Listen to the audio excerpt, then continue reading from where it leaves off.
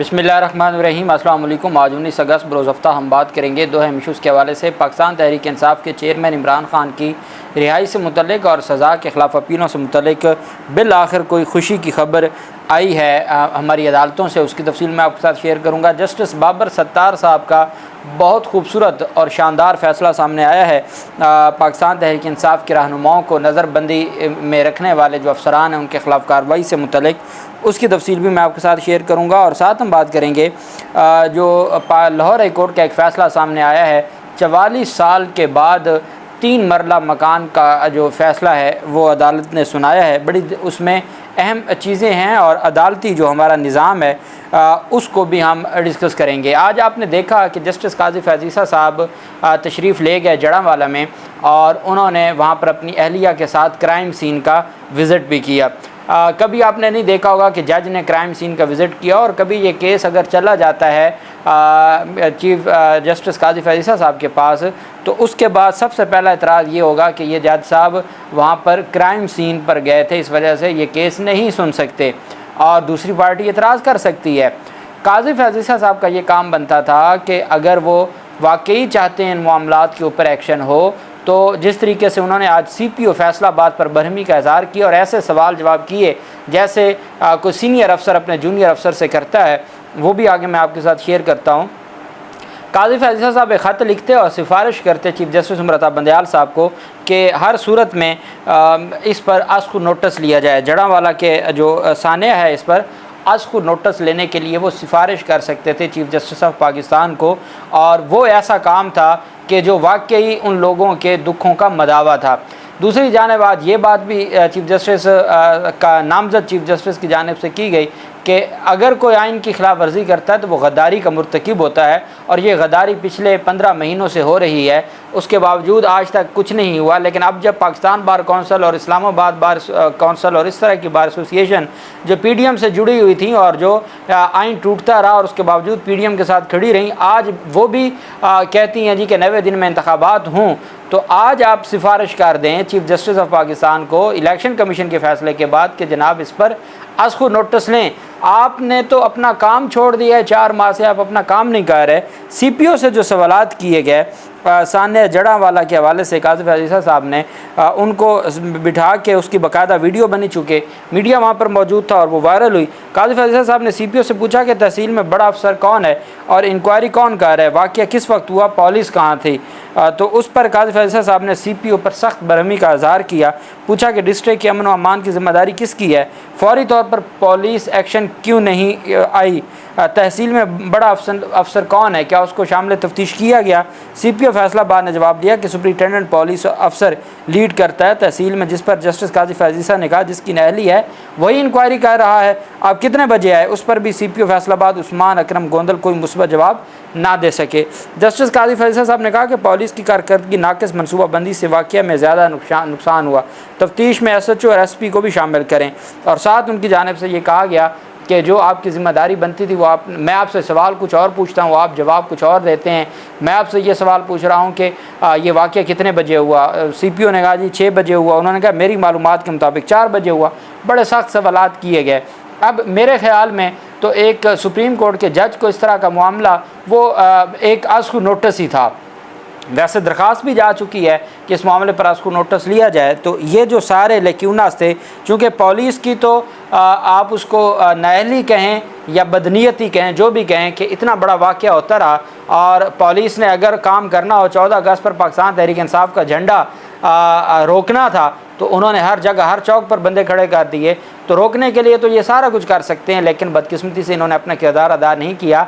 लेकिन जो काजी फैज़ीसा साहब की ज़िम्मेदारी थी या जो उनका तरीक़ाकार था, ये मैं समझता हूँ बतौर कानून का तालिब इल्म कि एक जज को इस तरह क्राइम सीन पर जाने का जो और फिर अपनी अहलिया को साथ लेकर क्राइम सीन का विज़िट करना, मैं ये समझता हूँ कि एक सियासतदान करे तो वो अलग बात है, लेकिन इस तरीके से जो चीज़ें हैं वो नहीं होनी चाहिए। और आप वहीं पे हमारा अदालती निज़ाम देख लें कि काजी फैज़ीसा साहब तो 4 माह से अपना काम नहीं कर रहे, चैम्बर वर्क कर रहे हैं और वो किसी केस को नहीं सुनते। वहीं पे हसन न्याजी से मुतल्लिक मैंने आपको बताया था फ़ैसला महफूज हुआ था। 18 अगस्त को फ़ैसला महफूज होता है कि क्या बेटे की बाप से मुलाकात होनी है, जो सुप्रीम कोर्ट ऑफ पाकिस्तान पहले हुक्म दे चुकी है। उस पर अब ऑनरेबल अदालत फ़ैसला महफूज करके भी फ़ैसला करने में नाकाम रही और अदालत की जानिब से ये फ़ैसला किया गया है कि अब 25 अगस्त को दोबारा समाअत होगी, पंजाब हुकूमत के वकील मुआवनत करेंगे और उसके बाद अदालत फ़ैसला सुनाएगी। आप अंदाज़ा लगाएं, इतनी सी बात के लिए भी हमारे अदालती निज़ाम के लिए मुश्किलात हैं। और जबकि एक फ़ैसला सामने आया है और ये फ़ैसला है 44 साल पुराना केस लाहौर हाई कोर्ट ने डिसाइड किया है। 3 मरले जायदाद का केस है और 44 साल लगे उसको हाई कोर्ट तक। अब ये मामला अगर सुप्रीम कोर्ट तक गया तो ये 60 साल हो जाएंगे। 3 मरले के केस में ये हमारा निज़ाम है और हमारे ऑनरेबल जो जजेज़ हैं अगर वो अफसरान को मीडिया के सामने खड़ा करके इस तरह सवाल पूछेंगे। लाहौर हाई कोर्ट के जस्टिस सुल्तान तनवीर ने मरहुमा खुर्शीद बेगम की अपील पर 18 सफ़ात पर मुश्तमिल तहरीरी फ़ैसला जारी किया। अदालत ने दरख्वास्त गुजार की गुजरात में 3 मरले के घर का कब्ज़ा देने की अपील मुस्तरद की। 1979 में मोहम्मद अफजल ने अब्दुल वाहिद को 3 मरले अराज़ी गुजरात में फ़रोख्त की और उसके बाद मोहम्मद अफजल की वालदा मरहुमा खुर्शीद बेगम ने यह दावा दायर कर दिया कि बेटा नशे का आदी था, लिहाजा फ़रोख्त की रजिस्ट्री कलअदम करार दी जाए। कबल अज़ीं सिविल कोर्ट ने भी मरहुमा खुर्शीद बेगम का दावा मुस्तरद किया और फिर अपीलेट कोर्ट ने भी ये दावा मुस्तरद किया। जस्टिस सुल्तान तनवीर ने सिविल और अपीलेट कोर्ट्स के फ़ैसलों को दुरुस्त करार देते हुए फ़ैसला दिया कि खुर्शीद बेगम अपने बेटे के नशई होने से मुतल्लिक कोई दस्तावेज़ पेश ना कर सकी, लिहाजा 3 मरले अराज़ी की फ़रोख्त दुरुस्त करार दे दी जाती है और अदालत ने दरख्वास्त गुजार की अपील नाकाबिल समाअत करार दे दी। हमारा केस के मेरिट्स के ऊपर चूँकि हमने फ़ाइल नहीं देखी, एविडेंस नहीं देखी, तो मेरिट्स के ऊपर तो हम नहीं जाएंगे, लेकिन 44 साल के बाद जो अगर कोई ऐसा फ़ैसला सामने आए, 1979 में केस फ़ाइल हो और 2023 में आके फ़ैसला हो और ये अदालती निज़ाम हो और उसके बाद फिर हमारे अदालतों का और जजेस का रवैया ये हो, तो फिर चीज़ें किस तरफ जाती हैं आप बेहतर जानते हैं। दूसरी जानिब जो पाकिस्तान तहरीक इंसाफ के रहनुमा हैं शहरियार आफरीदी और शानदाना गुलजार, उनको तो रिहा कर दिया गया था, उनको घर जाने की इजाज़त मिल गई थी और मेरे ख़्याल में इस्लामाबाद हाई कोर्ट का कोई ये इन दिनों में, इन महीनों में ये वो फ़ैसला था जिस पर वाकई अमल दरामद हुआ। दूसरी जानिब इस्लामाबाद हाई कोर्ट अदालती हुक्म के बावजूद शहरियार आफरीदी की MPO में गिरफ्तारी पर DC इस्लामाबाद और SSP ऑपरेशंस के ख़िलाफ़ 28 अगस्त को फ़र्द जुर्म आयद करने का तहरीरी फ़ैसला जारी कर दिया और तारीख़ मुकर्रर कर दी फ़र्द जुर्म के लिए। जस्टिस बाबर सत्तार साहब ने DC इस्लामाबाद इरफान मेमन और SSP ऑपरेशंस के ख़िलाफ़ तौहीन अदालत केस का तहरीरी हुक्मनामा जारी करते हुए करार दिया कि शो काज नोटिस पर डिस्ट्रिक्ट मजिस्ट्रेट और SSP ऑपरेशंस का जवाब गैर तसल्ली बख्श है। हुक्मनामे में कहा गया कि DC इस्लामाबाद इरफान मेमन और SSP ऑपरेशंस जमील ज़फ़र पर 28 अगस्त को फ़र्द जुर्म आयद होगी। DC इस्लामाबाद ने हाई कोर्ट के MPO पहले से जारी फ़ैसले की खिलाफ वर्जी की। अदालत ने कहा कि जून में शहरियार के ख़िलाफ़ जारी MPO हाई कोर्ट ने कलअदम करार दिया था, मगर डिस्ट्रिक्ट मजिस्ट्रेट ने शहरियार अफरीदी के ख़िलाफ़ दोबारा सिर्फ सोर्स रिपोर्ट पर गैर कानूनी ऑर्डर जारी किया। DC रावलपिंडी के MPO ऑर्डर ख़त्म होने पर अगले रोज़ DC इस्लामाबाद ने MPO का ऑर्डर जारी कर दिया। हाई कोर्ट ने कहा कि बाद नज़र में DC इस्लामाबाद ने इस कोर्ट के ऑर्डर्स की खिलाफ वर्जी की। हाई कोर्ट का ऑर्डर इंतज़ामिया पर लाजिम ना होने का तासुर देकर DC ने निज़ाम इंसाफ को नीचा दिखाने की कोशिश की। हाई कोर्ट के फैसले के बावजूद एग्जेक्टिव ऑर्डर जारी करके DC ने निज़ाम इंसाफ को बेकार समझा। डिस्ट्रिक्ट मजिस्ट्रेट DC चाहे तो दोबारा अपना तफसीलन अपना जवाब जमा करवा सकता है। अदालत ने SSP ऑपरेशंस जमील ज़फ़र का जवाब भी गैर तसल्ली बख्श करार देते हुए कहा कि बादी नज़र में SSP ऑपरेशंस ने सोर्स रिपोर्ट रबर स्टैंप के तौर पर ली। SSP ऑपरेशंस ने भी अदालती अहकामात की खिलाफ वर्जी की। हुक्मनामा में कहा गया कि SHO और DPO ने अदालत के सामने कहा, हमने 8 अगस्त के बाद चार्ज लिया है। IG इस्लामाबाद नाम बताएंगे जिस SHO और DPO ने यह सोर्स रिपोर्ट दी। SHO और DPO को भी शोकाज नोटिस जारी, आइंदा समाअत पर उनसे भी जवाब तलब। और अदालत ने कहा कि वो IG पर जिम्मेदारी है, IG उन 2 अफसरान के नाम देंगे, उन 2 अफसरान को पहले ही शोकाज जारी किया जाता है, वो 28 अगस्त को जवाब दें और इन दोनों अफसरान के ख़िलाफ़ 28 अगस्त को तारीख़ मुकर्रर की जाती है फ़र्द जुर्म की कार्रवाई के लिए। मैं ये समझता हूँ कि ये इतनी बड़ी कार्रवाई है और इस्लामाबाद के जो चोटी के अफसरान हैं उनके ख़िलाफ़, और ये होना चाहिए था, चूँकि आइन और कानून की अगर कोई धज्जियाँ उड़ाएगा तो उसके ऊपर जो ज़िम्मेदारी बनती है हमारे निज़ाम की। दूसरी जानिब इसी तरह का एक केस था जस्टिस तारिक महमूद जहांगीरी साहब के पास, और वो पुलिस की नाक़िस तफ्तीश और बग़ैर तैयारी अदालतों में पेश होने के हवाले से अदालत ने उनके ख़िलाफ़ शोकाज़ तौहीन अदालत के जारी किए थे। SP और SDPO इंडस्ट्रियल एरिया को शोकाज़ नोटिस जारी किया था।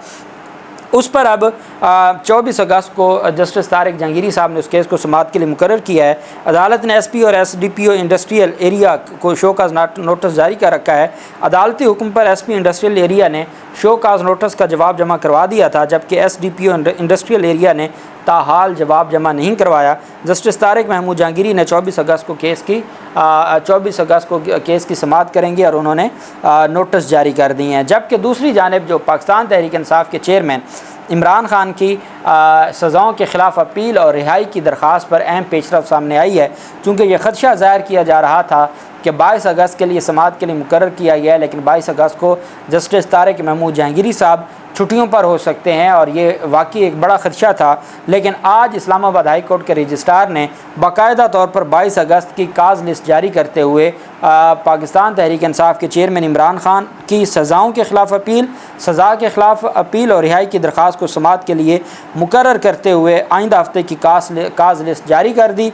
आइंदा हफ्ते की काज लिस्ट के मुताबिक तोशाखाना केस में इमरान खान की सज़ा के ख़िलाफ़ अपील 22 अगस्त को 2 रुकनी बेंच के सामने मुकर्रर की गई है और साथ ही इमरान खान की सज़ा मुअत्तल करके रिहाई की दरख्वास्त को भी 22 अगस्त के लिए मुकर्रर किया गया है। और रजिस्ट्रार इस्लामाबाद हाई कोर्ट का कहना है कि 2 रुकनी bench chief justice Aamir Farooq की सरबराही में जस्टिस तारिक महमूद जहांगीरी साहब, ये 2 रुकनी बेंच है जो समाअत करेगा।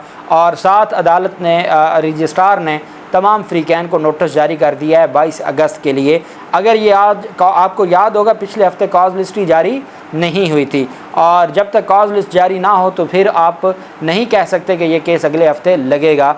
आज वो कॉज लिस्ट जारी कर दी गई है, बाकायदा तौर पर फ्रीकैन को नोटिस जारी कर दिए गए हैं। 22 अगस्त का दिन बहुत अहम है। जो भी तफसीलात होंगी आपके साथ शेयर करते रहेंगे। अल्लाह पाक पाकिस्तान का हामी नासिर हो। बहुत शुक्रिया। अल्लाह हाफिज़। पाकिस्तान जिंदाबाद।